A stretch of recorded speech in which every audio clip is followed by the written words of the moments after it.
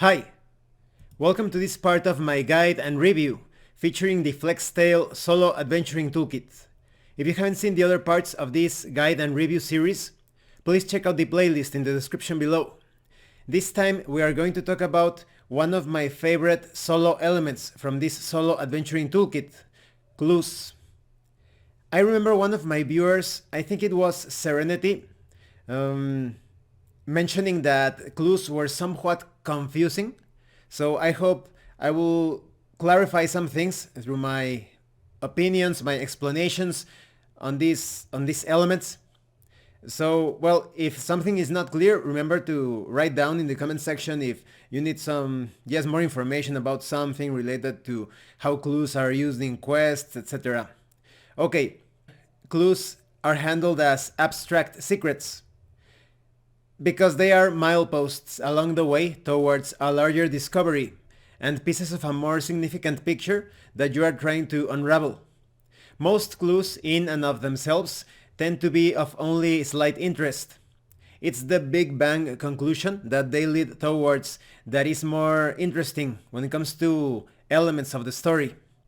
Viewed in this way, you can lean in to the willing suspension of disbelief for solo gameplay and simply conceive of any given clue as an abstract piece of information that leads towards a conclusion. So yes, the Solo Adventuring Toolkit handles clues quite mechanically, but this doesn't stop you from adding a lot of character, flavor, color to each clue.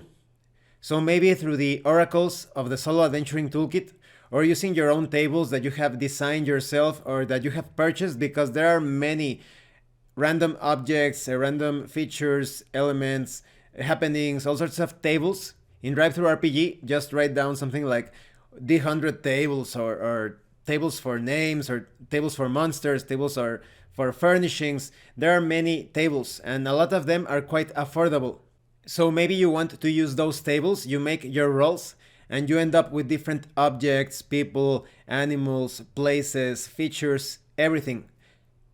But following the explanation of the Solo Adventuring Toolkit to make some sense on how those clues are integrated or play into each quest.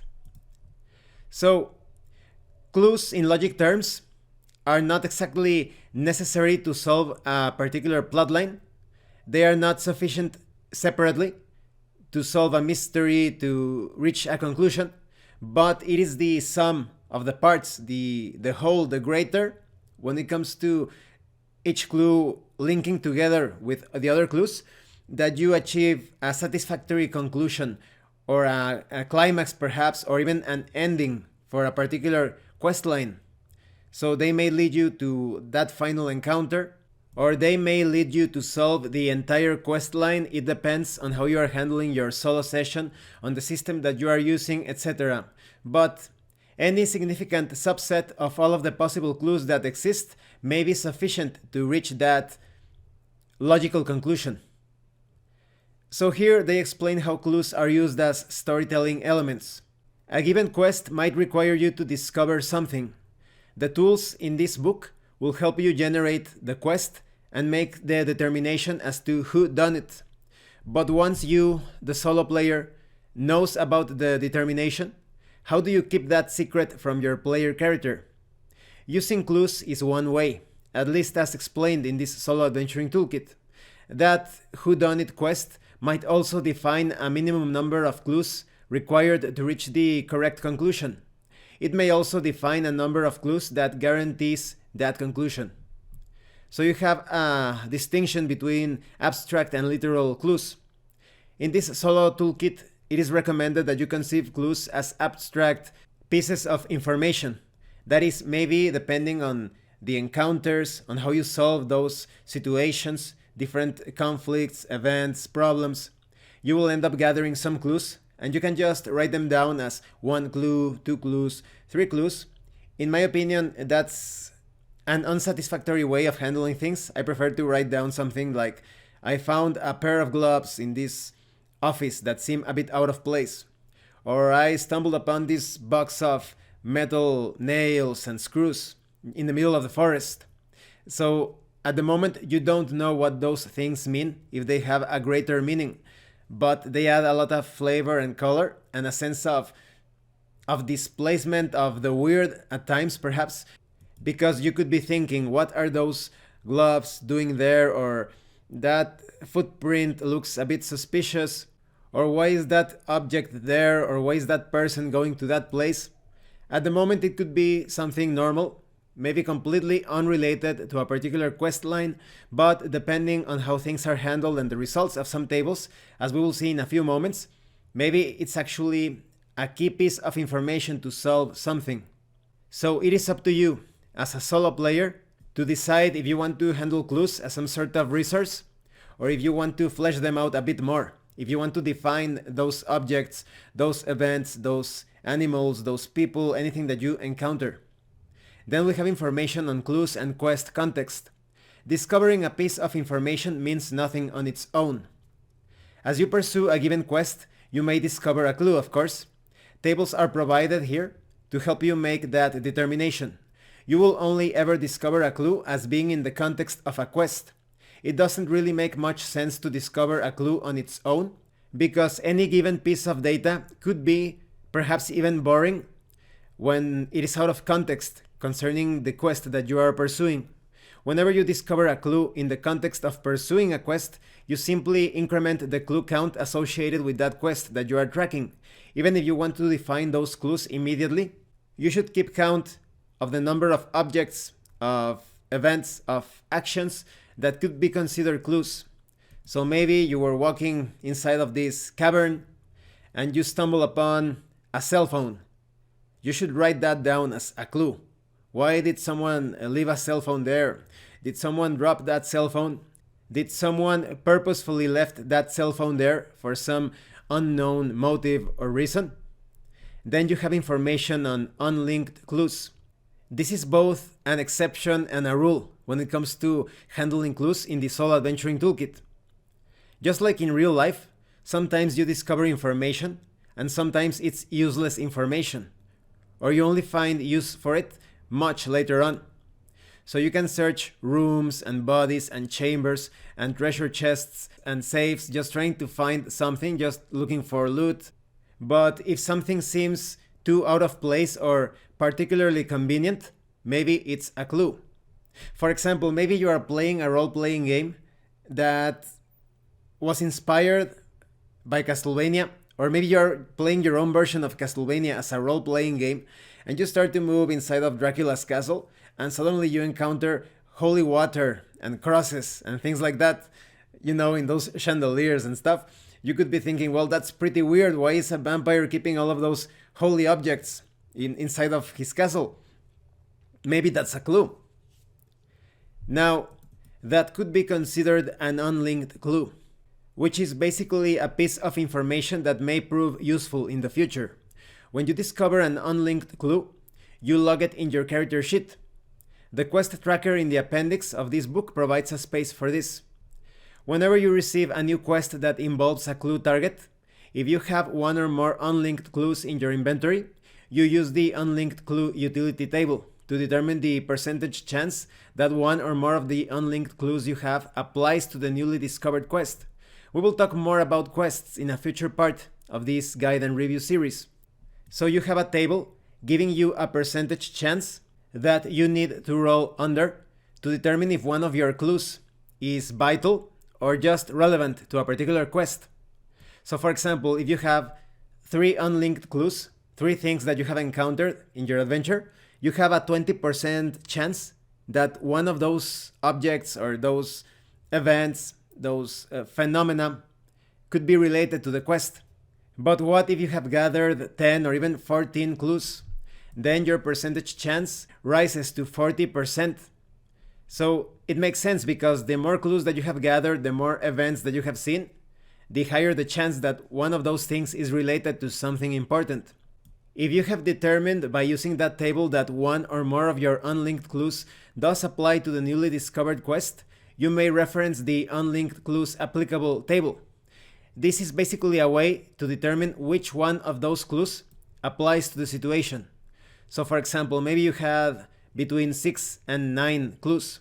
You roll a d3, a 3-sided die, or a d6 divided by 2, rounding up. And maybe 2 of those clues, 2 of those 6 clues that you have gathered are related to a particular quest. If you gathered, let's say, 15 clues, you roll a d6, and between 1 to 6 of those clues are relevant to a particular quest.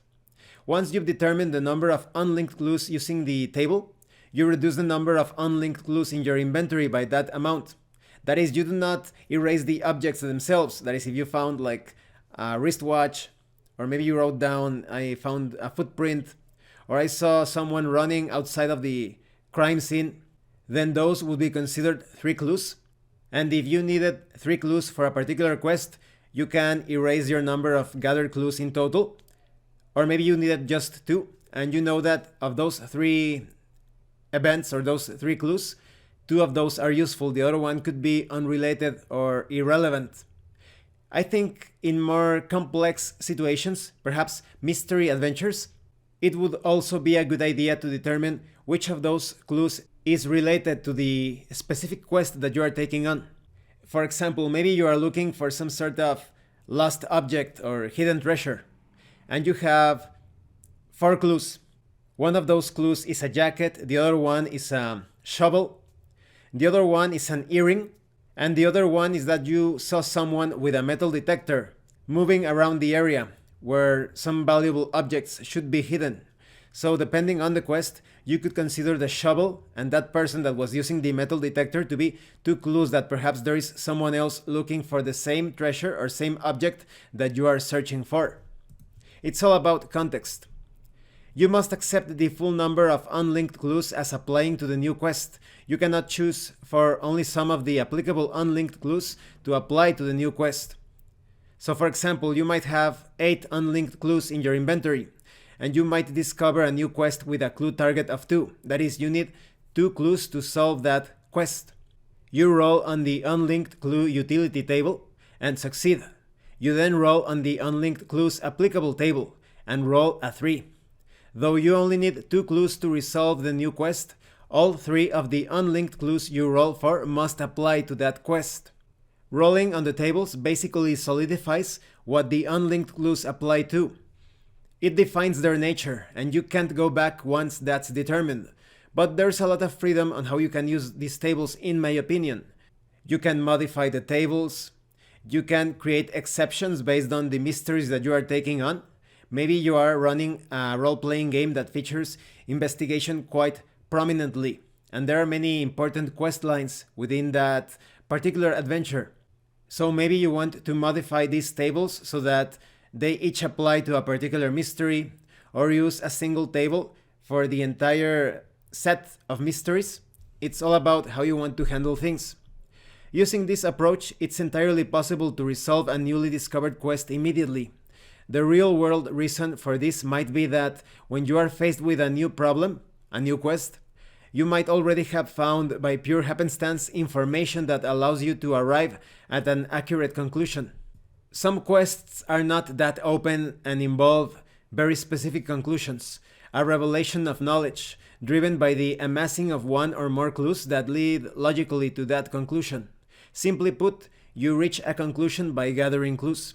For quests that involve conclusions, reaching that conclusion is either the main objective of the quest or a required precursor to resolving the quest.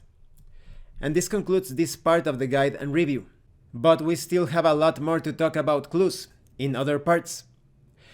This subsystem reminds me a bit of Scarlet Heroes. For those of you that haven't played Scarlet Heroes, and you should play it because it's really good, when you carry out city adventures, it's a bit like a race against time. Not exactly so, you could modify it like that, but the thing is that you are gathering clues as you are moving through the city. When you reach a certain number of clues, then you reach the climax of that particular adventure.